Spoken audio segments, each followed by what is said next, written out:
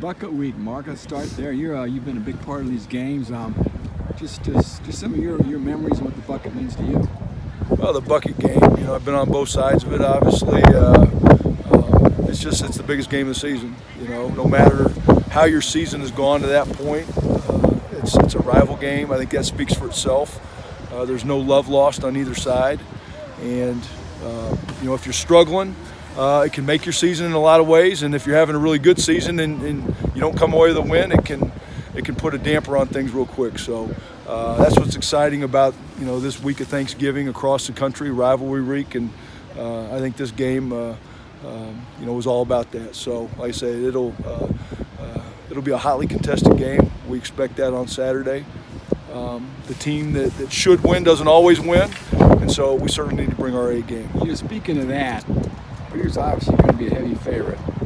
You were part of an IU team that was a heavy favorite, 1989. Have you talked to the players at all about that? And I think No, not that game specifically, but you're right. I mean, we were favored. We had a Heisman Trophy candidate in Anthony Thompson. We were scheduled to go to a bowl game out in California.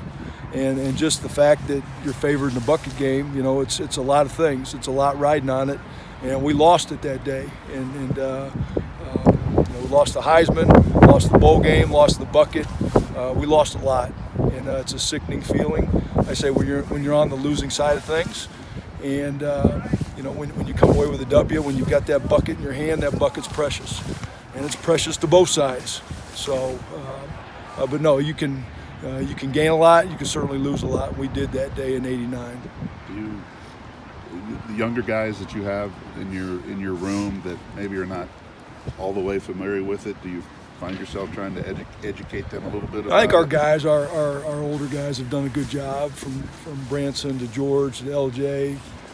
Even Jack. Jack's been here long enough to realize the significance of it. There's certainly a fair amount of guys that haven't been in it.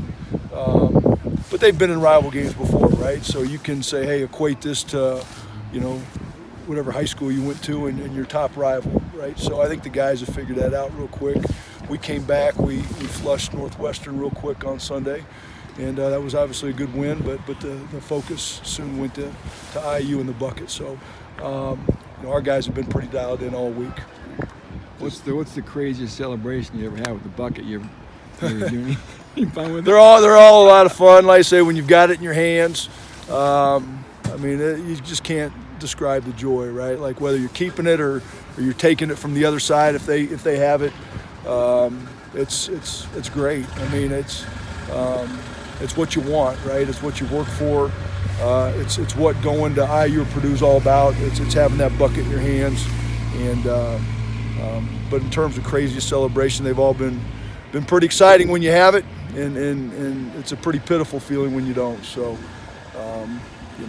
we'll come out ready Saturday. I know that. Now, you scored a touchdown in a bucket game, yeah.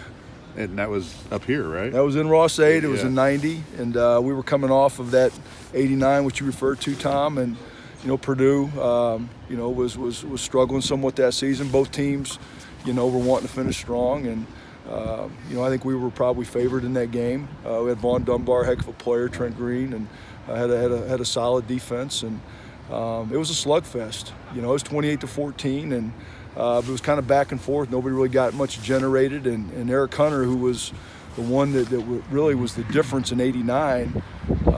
I can't remember the play from start to finish, other than I knew, I had the back man to man, and in the back I think checked down, and then Hunter didn't see me.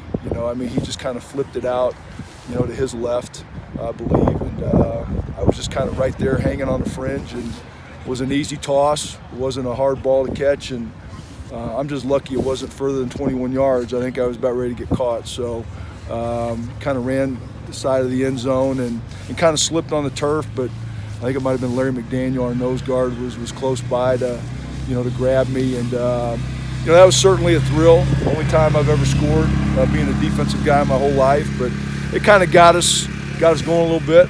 But again, it was a hotly contested game, 28-14. I know in a lot of ways Purdue's defense, played well. I think we forced, I want to say 6 or 7 turnovers that day. Mike Dumas had a heck of a return. He caught the ball on the goal line, got it all the way down to the 1 before getting knocked out. So it was back and forth, and then there was even a fight at the end of the game. Some guys got ejected. So, but that's what the bucket game's all about. Like I say, it's a hotly contested, no love lost, and you want to finish strong. As you've mentioned, you've been on both sides of this. Is there any difference between how Purdue approaches the bucket or how you approaches the bucket or anything? Is it just similar emotions from both sides? Been similar, been very similar. I know when I was here the first year in 2000, I think people were, kind of coming up to me at different times like, is this weird? Is this different? I was so locked in and immersed to our season, to what we had going on. I mean, we win the game, we go to the Rose Bowl, right? So totally tuned everything out. Again, I just focused on my guys, our team, our defense, what we had at stake. But no, the significance and the emphasis has been the same on both sides, right? Like you've had different, coaches leading the respective teams, and it's been important in all 26 games that I've been a part of. Very, very important, and just like it will be this year. I know how Coach Allen feels about it, down in Bloomington, and likewise, obviously Coach Braun knows the significance of it too. So back, a couple of years ago, this bucket game came down to bowl eligibility for, either team, right? And then when Coach Braun first got here in 17, and the next year at 18, propelled the Boilermakers to a bowl and kept Indiana at home. So, the significance may not be quite the same this Saturday, but I know, again, what Coach Allen's telling those guys down there, right? Like this can erase a lot of hurt, a lot of the tough times that they've had.